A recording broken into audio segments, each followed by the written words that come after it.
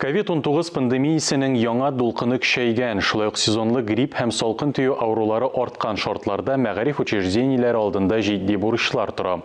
Укыту процессында педагогик коллективларның һәм укучыларның сәламәтлеген саклау чараларын төгәл үтәү аеруча мөһим. Дистанцион укуга күчмәс өчен Роспотребнадзор оешмасы да мәктәпләрдә саклык чараларының үтәлешенә контрольне көчәйтте. Татарстан радиосына биргән әңгәмәсендә республиканың мәгариф һәм фән министры Илсур Хадиуллин ковидтан, шулай ук педагогика мәктәпкәчә яшьтәге учреждениеләрдә иминлекне саклау мәсьәләләренә тукталды. Илсур Гәрәевич, хәерле иртә. Ковид мәктәп тормышына да үзгәрешләр кертте. Мәгариф учреждениеләрендә саклану чаралары ничек үтәлә? Дистанцион укуга күчү турында уйламыйсызмы?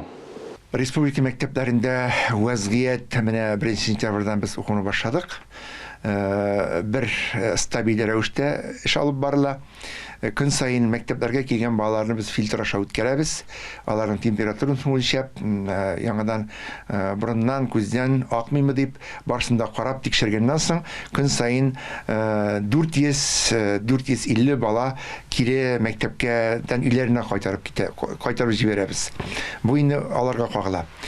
Укытучыларга караганда, укытучыларыбыз әлбәттә шулай ук авыртучылар бар. Алар хәзерге вакытта шул өйдә дәваланалар. Шуңа карамастан мәгариф системасында әйтергә кирәк, дистантка күчү дигән проблема күтәрелми бүгенге көндә.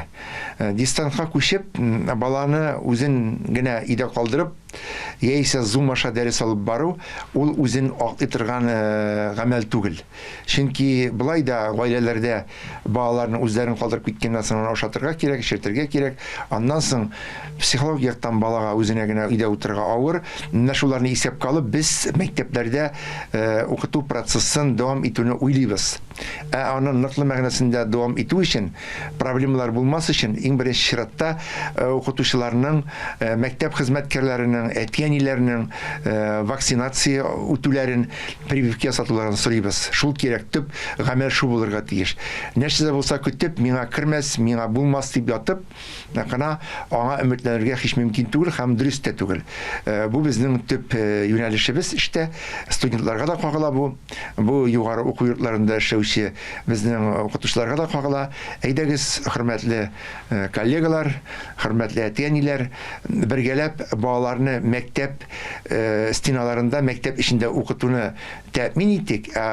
Бу безнең традицион форма, әле аннан да яхшы, аннан да яхшырак форма уйлап тапкан кеше юк. Шуңа күрә монда безнең туклану да каралган. Ул безнең барыбер балалар анда мәктәптә сыйныф җитәкчеләре тарафыннан да, укытучылар тарафыннан да торалар контрольдә. Шуңа күрә прививка ясатуны төп максат итеп куярга кирәк.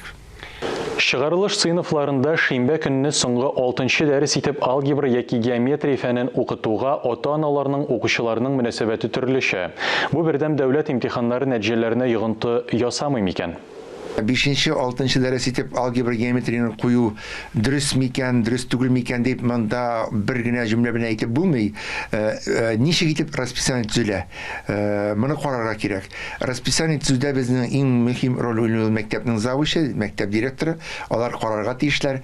Дәресләрнең бар беренче авырлыктагы дәрәҗәдәге авыр дәресләр, икенче, өченче, шуларны исәпкә алып, әлбәттә, шимбә көнне 5-6 дәресләр калдыру ул дөрес түгелдер дип әйтәсем килә.